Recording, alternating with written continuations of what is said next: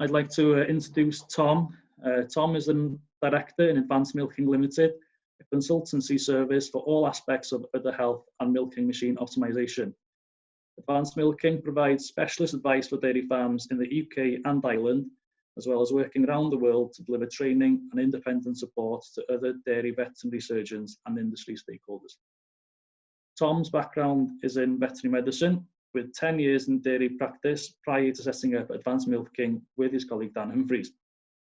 Growing interest in udder health and milking performance led to further specialisation in this area, providing advanced milk advice on the milking machine's impact on mastitis, milk quality, and milk efficiency. So on that note, I would like to pass over to Tom. Well, thank you very much there, Alan. It's great to have such a kind introduction, and great to be invited back as well to deliver another webinar for what's turning into an excellent series that Farm and Connect have been putting on this summer. It's a pleasure to be involved with it. So, as you know from the title of this presentation, we'll be discussing features of milking liners over the next 20 minutes or so. And this is quite an interesting topic because on the face of it, one liner looks much like another. And so it's tempting to think that they'll all work in much the same way, they'll all perform in a similar fashion from one herd to the next and one milking machine to the next. But actually, although grossly these liners and different makes and models look very similar, the subtleties have quite a big effect on milking performance, both in terms of milking speed, but also in terms of the impact that they have on the cow as well. So we'll talk through some of the things that make a liner suitable for one farm, suitable for one bunch of cows, and really that suitability starts with the question of what that herd's milking priorities are. So there's some herds we work with where their main priority is speed. They want to be completing milking as quickly and efficiently as possible. Equally, there's plenty of herds that we visit where they've got a history of problems with teat health. Maybe they've struggled with teat end hyperkeratosis, that roughening of the teat, or maybe they've struggled with swelling of the teats through milking. And so there, our priority might be to get a gentler milking. And of course, in general terms, everybody wants to have some sort of balance between quickness, gentleness, and of course, cleanliness and good milk quality. In some situations, we get asked about specific problems. So things like liner slip or units falling off the cows. And so the big question for us to address today is, how can the liner help achieve our goals in milking and avoid some of these problems which can be encountered? So first things first, what are the problems that we can have when milking our dairy cows? Well, visually, we can see signs of those problems. I'm sure you've seen the odd cow that looks like one of these two pictures. On the left-hand side there, we've got a deformed teat. The size and shape of the teat have been affected by milking, and we've got some swelling. On the right-hand side, we've got one of those nice cauliflowers growing on our teat end. And of course, technical term for that, as you all know, is hyperkeratosis. So if we look at teat oedema, first of all, that's a problem for a couple of different reasons. Firstly, it's not very comfortable for the cow, and so we're likely to see issues with things like reduced cow flow or bad behaviour in the milking parlour.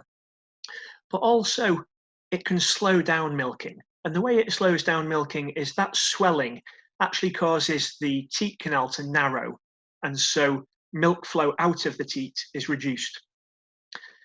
And the disruption to the inside of the teat that swelling causes can also leave those teats much more vulnerable to infection. And so teat oedema is a significant risk of mastitis and cell count problems. So what causes that teat oedema? Well, often it's tempting to think that it's the size of the vacuum, but it isn't actually the size of the vacuum which leads to a higher risk of teat swelling, but rather where that vacuum is around the teat. So if the size of our liner is such that we have a good fit between liner and teat, like our situation on the left-hand side of the picture there, the only area of the teat which is exposed to vacuum is the very tip of the teat. And so we're unlikely to see a huge amount of udder edema in that kind of picture. If we look at the two pictures on the right-hand side though, we can see in the middle there we've got a liner with a very deep mouthpiece. And because that mouthpiece is quite deep, the teat doesn't penetrate down into the barrel. And so it's a worse fit for that liner. And that poor fit allows the vacuum to not just affect the tip of the teat, but the whole of the teat is exposed to high vacuums. And that's where we start to see our teat oedema and swelling and discoloration creeping in. Similarly, the liner on the right-hand side, although it has an appropriate depth of mouthpiece, still has poor fit because here we have a very wide bore or wide gauge of liner barrel. And so just like that middle situation, vacuum can rise in the mouthpiece of the liner, and so the whole of the teat is then exposed to these high vacuums, and that leads to edema of the teat. So we need to consider when we're choosing our liners what kind of size and shape of teats we have in our herd.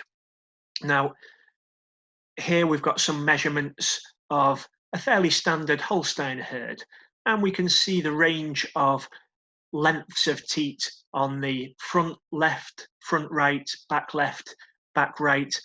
And first thing to notice is that those back teats are considerably shorter than the front teats, somewhere around 37 to 39 millimeters long on average, compared to about 51 millimeters length on the front teats there. But also the lengths of those teats in general pose us with a bit of a problem, because the measurements that we get for our liners, if we're looking at how wide the barrel of the liner is, those measurements are taken 75 millimeters down the barrel from the mouthpiece. And so even our longest teats are going to struggle to penetrate right down there. So already that limits how easily we can match up our teat dimensions with our liner dimensions. It's interesting to measure widths of teats as well. That's usually a little bit more standardized. You get a little bit less variation, both between cows and between front and back teats. So here for this herd, relatively average diameter of teats at about 31, 32 mils. So we can measure the teats and try and match up that to our liner size when we're choosing our liners, but that can be quite difficult depending on what dimensions we are given from the liner manufacturers. So another way that we can see whether we've got an appropriate liner size for our teats is to actually check what the vacuum is doing inside the liner. So with our milking time test or dynamic test, we can measure the vacuum up in the mouthpiece of the liner, down in the short milk tube, and we can measure that continuously through each cow's milking. And if we've got a good fit between liner and teat, the mouthpiece vacuums are quite low, down below 15 or 20 kPa. If, however, the fit between liner and teat isn't so good, those vacuums up in the mouthpiece are much higher. And also you can see that they're a bit more erratic here. There's more variation in the vacuum during milking. And that's because the poor fit between liner and teat gives us a little bit of natural venting, which in the parlour we'd pick up as squawks and slips.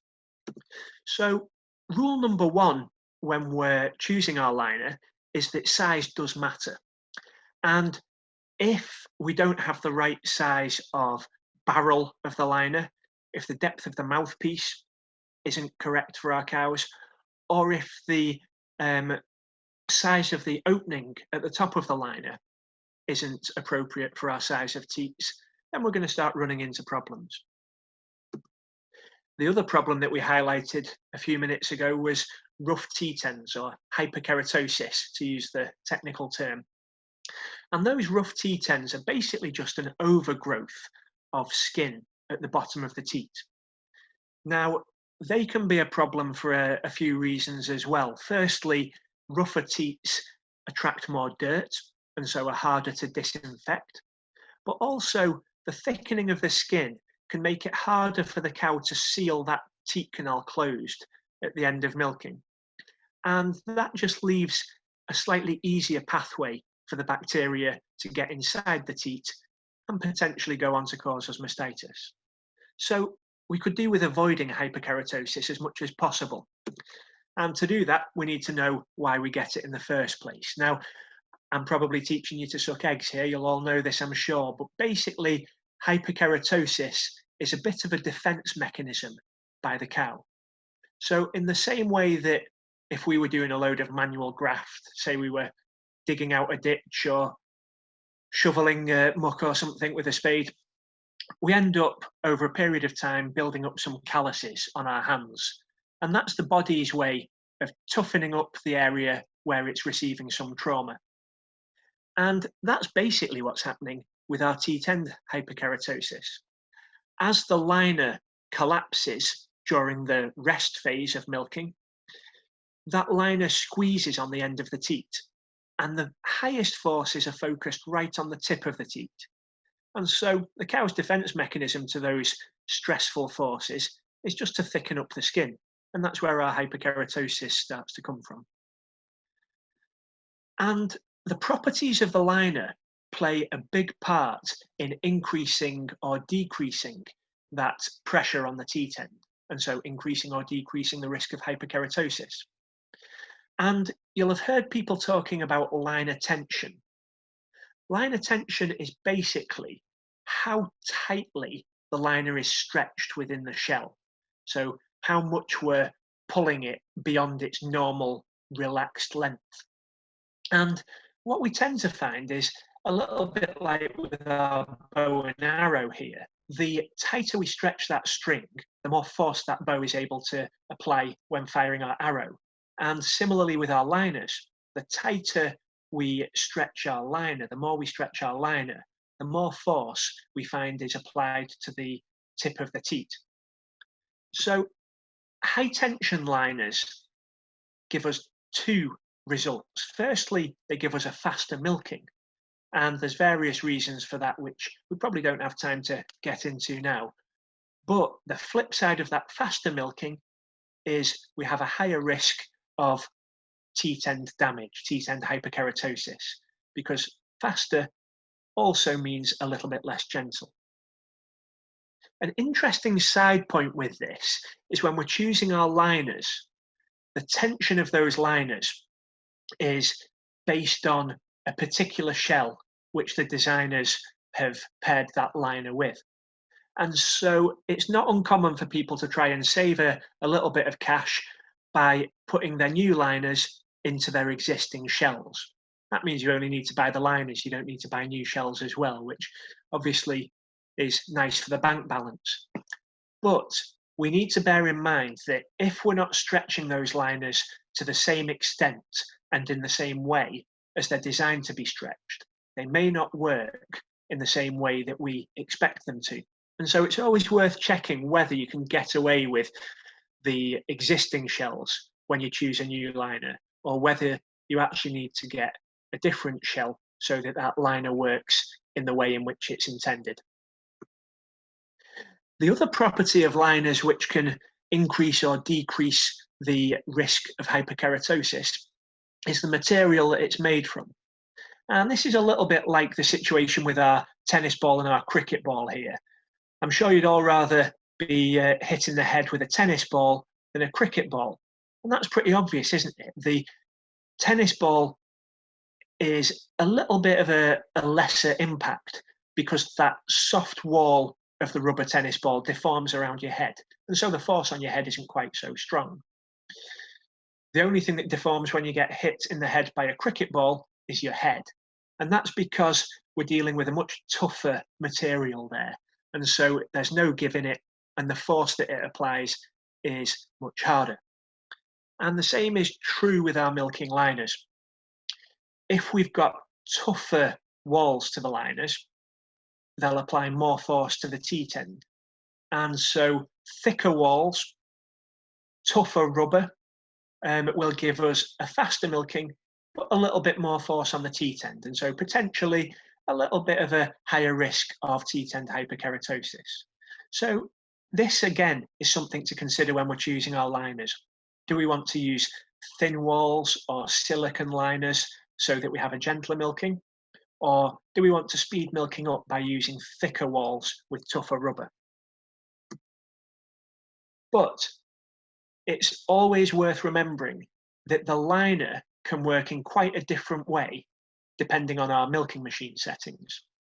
So we can make gentle liners work more aggressively if we use high vacuums and long B phases and short D phases on our pulsation settings. Equally, we can make liners which you would normally consider to be quite fast milking, very gentle, if we drop the vacuum down a couple of kPa and maximize our D phases so that there's plenty of rest for those teats from the liners themselves. So our next rule of thumb when we're choosing these liners is to make sure any liner that we use is used at the correct machine settings for that liner. And you can get that information off your dealers when you're making the change to a new liner. Of course, we need to be a bit careful because the machine parameters that we get from our static test don't necessarily tell us exactly what's happening at cow level. So it may be appropriate to use some dynamic testing to make sure that those vacuum levels at cow level are appropriate for our liner choice. And we can actually measure how much compressive force liners are putting on the teat at different vacuums. A question that we get asked quite commonly is, what's the deal with all of these shaped liners? Are shaped liners better than round liners? And like with a lot of situations, there's no such thing as a good liner shape or a bad liner shape. It's just that some liner shapes will suit some of our milking priorities, and other liner shapes will be better suited to achieving other milking goals. So as a general rule, we find that round liners tend to give a quicker milking, but the flip side of that is they focus higher forces on the very tip of the teat.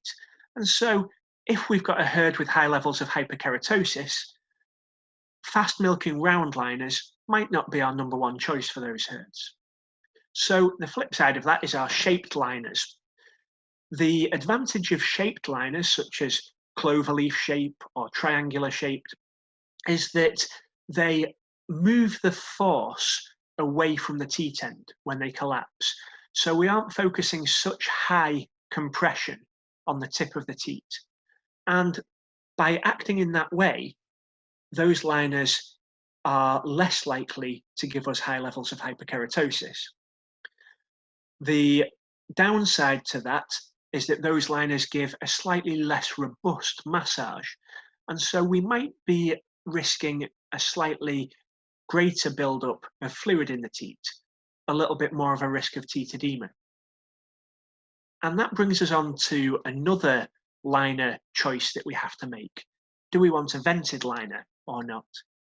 And the reason that vents can be a good thing is they control the vacuum inside that mouthpiece. So a mouthpiece vent is designed to stop the vacuum at the top of the teat getting too high. And this is why the shaped liners traditionally have been a risk for teat oedema, because when that liner collapses, we get higher mouthpiece vacuums up at the top of the teat, and we can look at the cross section of these liners to see why. When we look at the collapsed round liner, you can see that the hole in the middle of the liner is pinched almost completely shut, and so there's little opportunity for vacuum to reach the upper portion of the liner in the mouthpiece.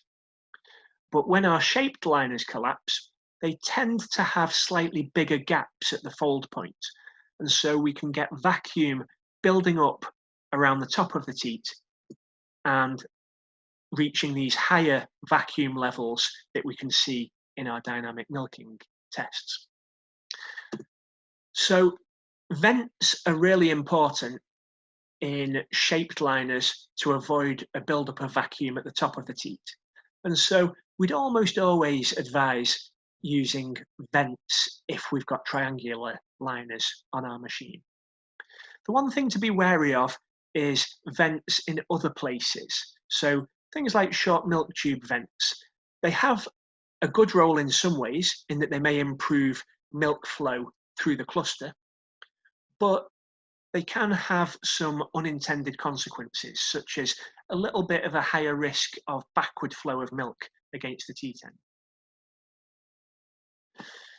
Another thing that we briefly mentioned at the start of the presentation here was the issue of liner slip and squawky milking. It's quite funny. When we work in Spain, the Spaniards call squawks grandmother's kisses because they make that slurping sound. And that slurping sound is basically caused by air leaking in at the top of the teat past the lip of the liner. Now, liner slip is a slightly more complicated issue to solve than just choosing liners, because there's other things that aren't to do with the liner which can influence how much slip we see. So things like weight of the cluster, positioning of the unit underneath the cow, how dry we get the teat before we attach the unit, and milk flow rates. All of these things can influence whether we get a high amount of liner slippage or a low amount of liner slippage. But for our liner choice, we want a few different things with our liner to reduce the chance of slip. Firstly, it's good to have reasonable friction between the barrel of the liner and the teat. So because of that, we want a snug fit between our liner and our teat wall so that there's good contact between the liner and the skin and enough friction to hold things in place. The other issue to consider with that is the material that the liner is made of. Rubber tends to have a slightly higher friction coefficient than, say, silicone, and so is that bit less likely to cause slips.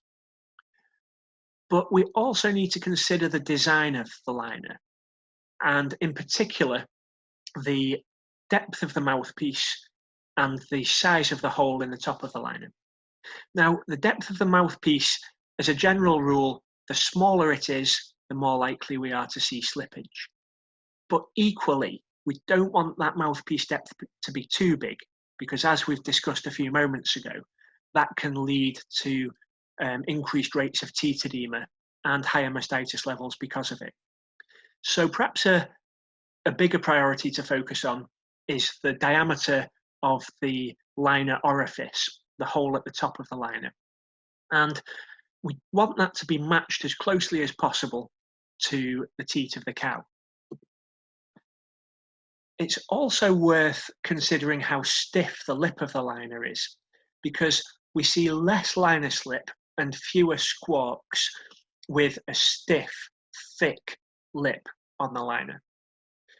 However, in some cases, we might want a more floppy liner lip, because that allows us to put a higher range of teat sizes into that liner. So there may be a little bit of compromise involved there.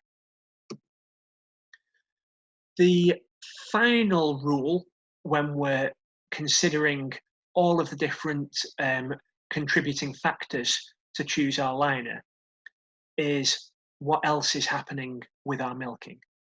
So we've already said that we need to establish our milking priorities. Are we looking to speed milking up? Are we looking to get rid of liner slip? Are we looking to improve teat end health and reduce hyperkeratosis? But as well as the context of what we're trying to achieve, we need to consider what our limitations are.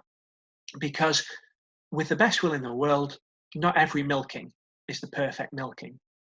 And one thing that I often discuss with people is their choice of car. And you wouldn't choose to have a Ferrari to go and bring the cows up the track. So you might want a Ferrari. A Ferrari might look great parked outside of your house, but it might not be the practical choice for your situation. And sometimes we have to make those choices with our liners as well. There's no point us getting the Ferrari of milking liners if actually what we really need is the Land Rover.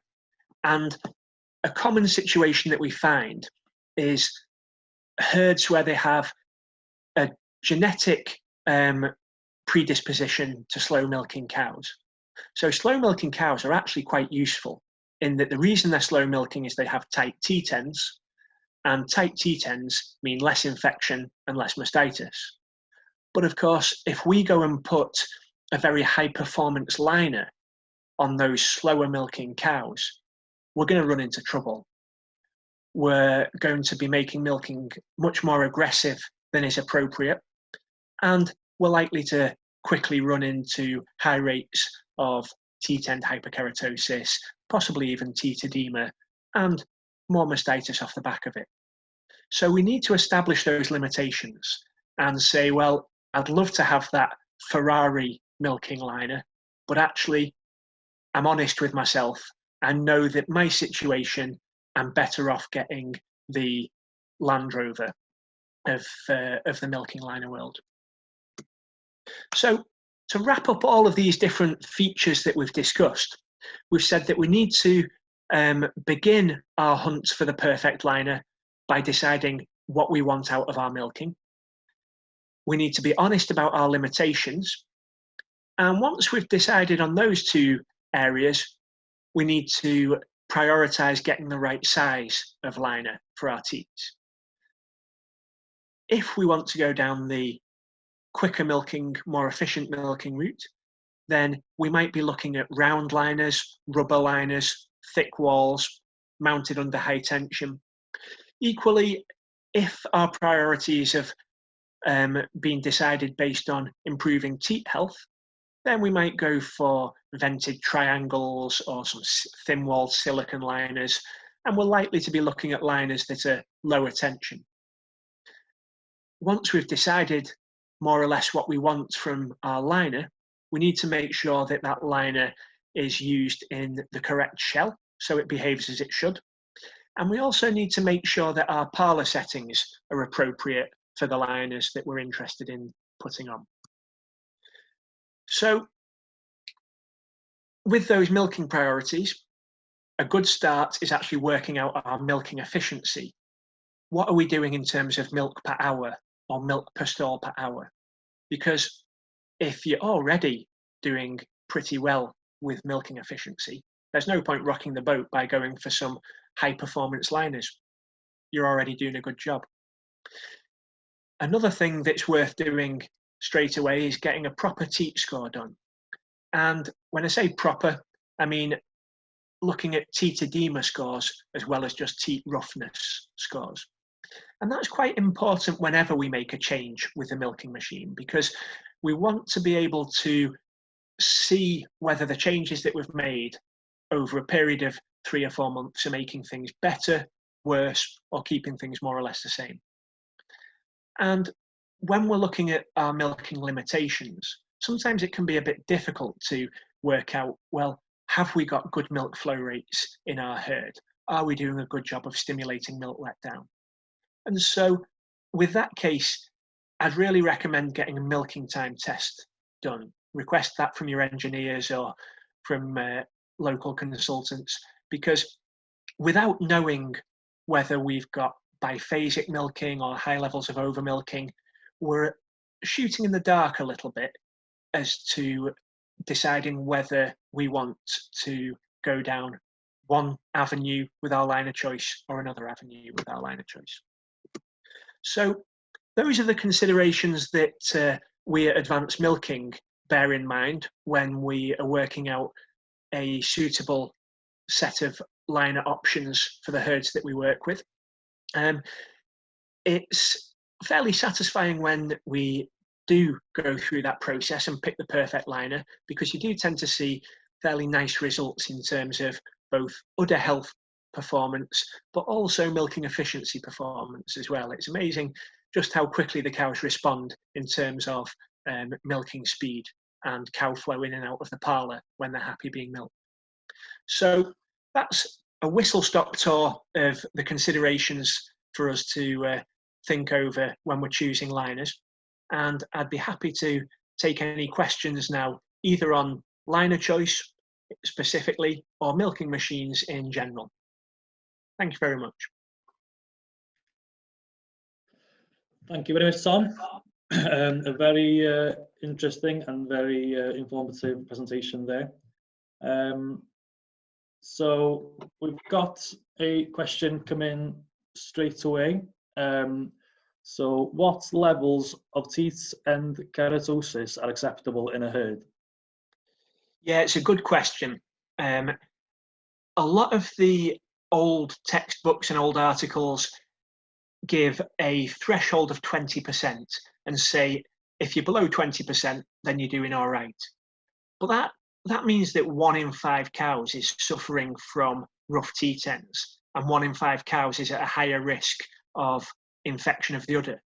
So I'm actually a little bit stricter with my targets.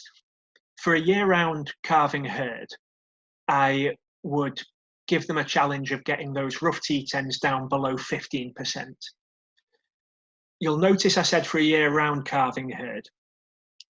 It's important when we're looking at seasonal calving herds to bear in mind where in the season we are when we're examining the teat ends, because we tend to find that rough teat ends resolve to a certain extent, at least, over the dry period.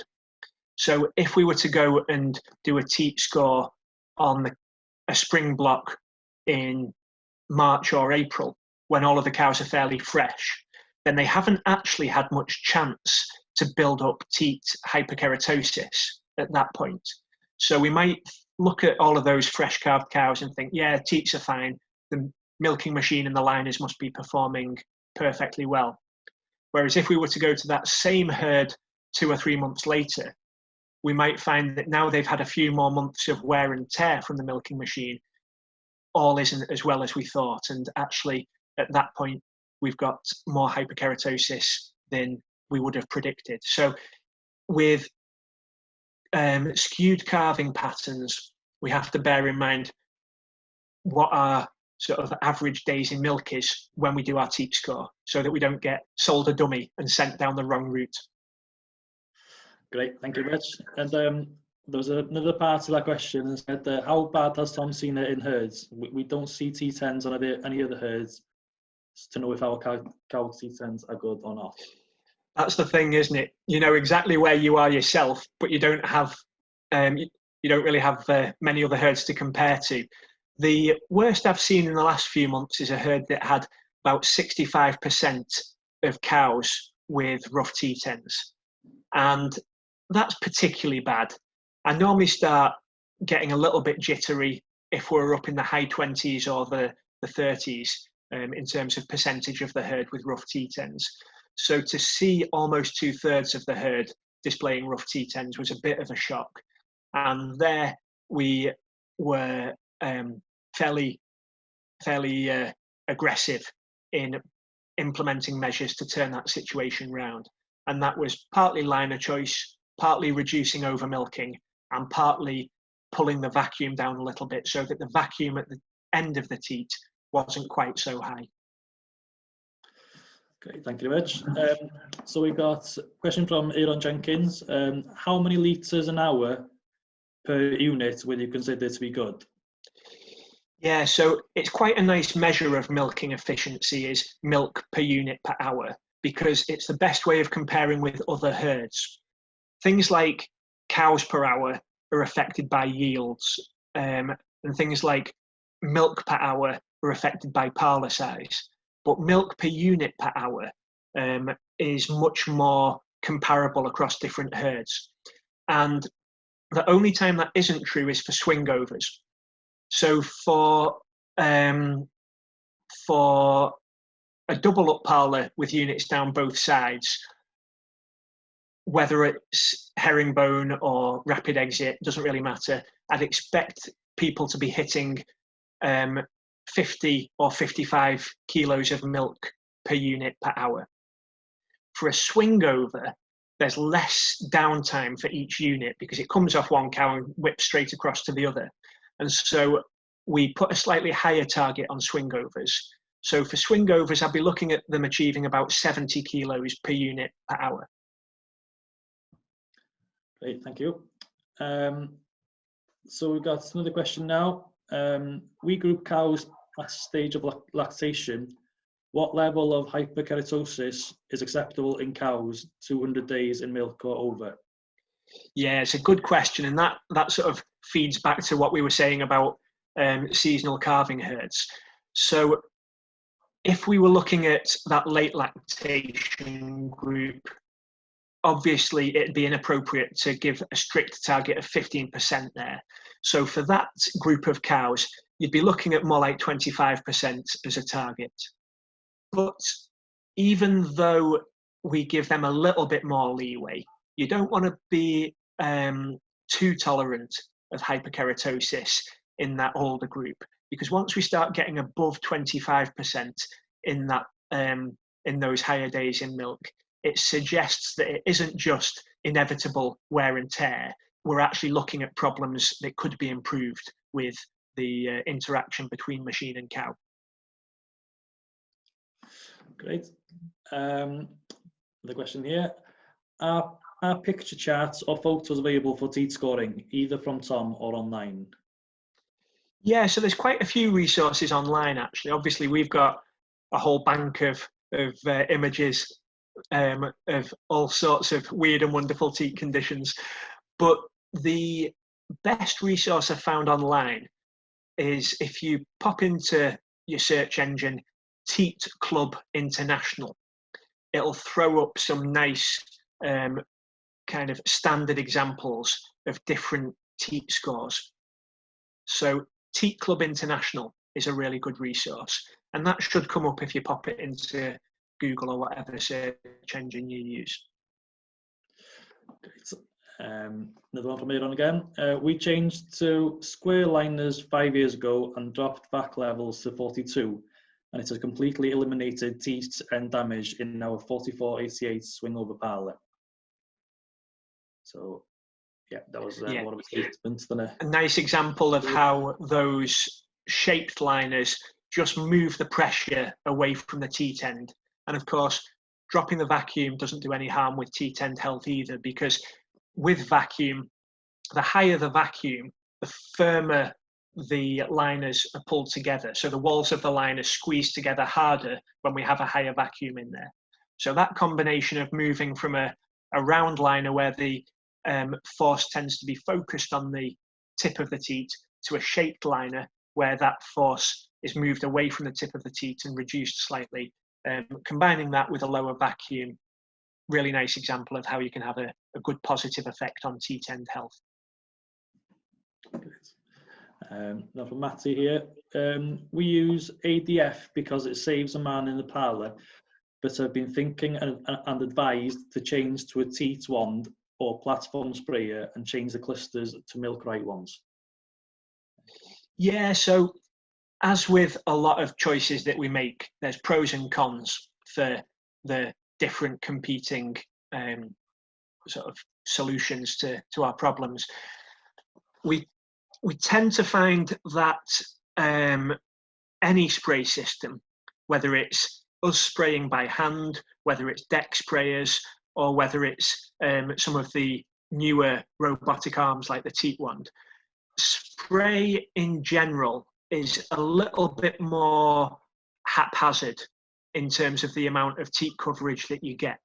And even the manufacturers of this kit accept that teat coverage is unlikely to be as good as with a dipping application, whether that dipping is by hand or automated by something like ADF or Apollo from GEA. I tend to think that ADF is as good as anything in applying teat dip to cows' teats. So my advice would be you need to reckon up how big an issue achieving good teat dip is, because although the Teat wand will do a reasonable job, it's likely to be a little bit of a step down in thoroughness of coverage. So if that herd was struggling with contagious mastitis, such as Staph aureus, they may be well advised to keep a system in place which maximizes the amount of post-milking disinfection. If, on the other hand, contagious mastitis isn't the biggest problem on that herd, then it may be that achieving good teat coverage is less of a priority, in which case there may be issues with teat health under the current system, and considering other options might be a good idea. What I would say is don't rush into anything. Never assume that because something's worked on a farm around the corner, it's going to work exactly the same for yourself. And consider the pros and cons. So with changing from ADF to another liner, whether that's the Milk Right or anything for that matter, you might see improvements in one area, but you might see a reduction in performance in another area, and vice versa. So just weigh up the pros and cons from all the different angles. And of course, that's something we're always happy to chat through on a case-by-case basis. Yeah, I think you covered the question where you had to put a question afterwards. The question is, do you rate teat wands for teat dipping? I think you cover that mostly in... Yeah, so I think that the gold standard will always be dipping, just because it's the most foolproof method of getting the greatest amount of skin covered on the greatest number of teats. But we work with a few herds who've put the Teat wand in, and that kind of system can work really well. The one thing that I would say is you need to be quite canny in the installation and the fine tuning of the Teat wand when you first put it in. So the that kind of system has got quite a lot of scope for fine tuning the timings. You can alter the timings of the arm extending, the timings of the arm staying at full extension, and the timings of the arm withdrawing. You can also alter the timings of the nozzle firing forwards, upwards, and backwards. And how much time and effort you put into tweaking those settings plays a big role in how successful the automated system is at giving you decent post-milking disinfection. If you just bung it in on factory settings and hope for the best, then chances are it's not going to perform to the standard that it could do. But if you spend a little bit of time actually watching what's happening and working out whether you need to increase spray timings, extend the delay at the full extension of the arm, all of that kind of thing, then it can be quite an effective system. So I think it's certainly got its place, but be prepared to do a little bit of work to make sure you're getting the best out of that kit and it's doing the best job it can. Great, Tom, thank you. I think we've got time for maybe one more question. Of all the different line features that you mentioned, which would you prioritise if you could choose only one? It's a good question. to a certain extent, it's a bit like asking, would you rather be blind or deaf? In that all of these features are important, and you wouldn't really want to compromise too much on any of them. However, if you force me to get off the fence and plump for the single highest priority, I'd say that 9 times out of 10, you'll get more value from addressing the issue of how well the liner fits the teats in your herd than some of the other priorities. So if I could only choose one, I'd say prioritize liner fit to the teats in your herd. Great, thank you, Tom. I think that's Thank you. all we got. Some great questions there.